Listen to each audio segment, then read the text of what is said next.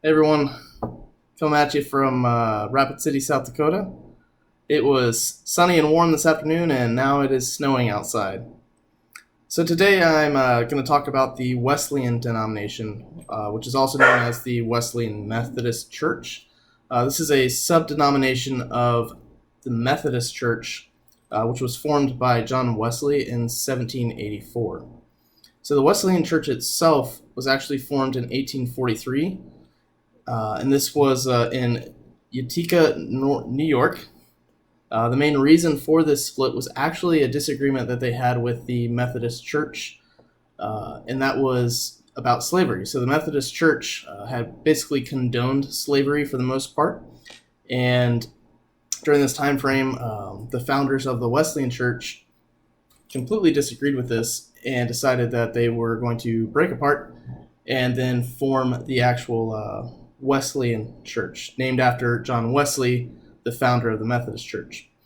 They believed that they would be continuing on with his mission by keeping themselves separate and maintaining what John Wesley originally wanted from the Methodist Church. In addition to their abolitionist movement, the church was also one of the first champions of women's rights.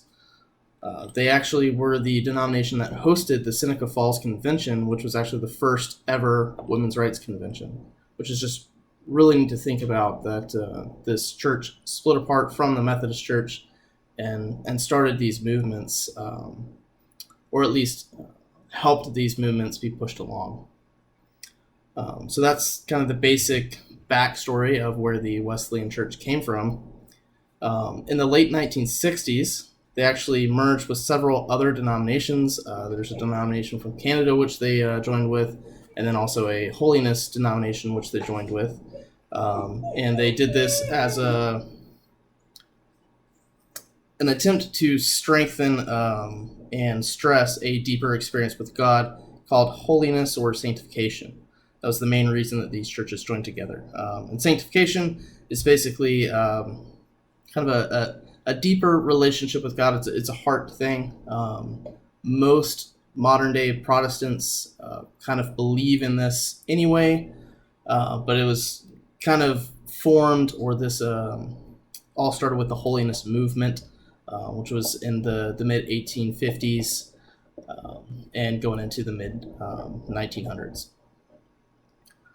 So, in addition to that, some of the other things that the Wesleyan Church has done, and this is kind of going into modern history, is actually they've had a huge influence outside of America. So they actually started some missions in Australia with the Aboriginals. They sent missions to Africa, and they've started churches there. And they also have a pretty big movement in the UK. And last but not least, they've done their part in trying to educate America. There's several universities and colleges they've helped start. One of the main ones being the Indiana Wesleyan University, which is in Indiana. So I hope you're able to learn a little bit from my presentation, and I look forward to listening to you guys'.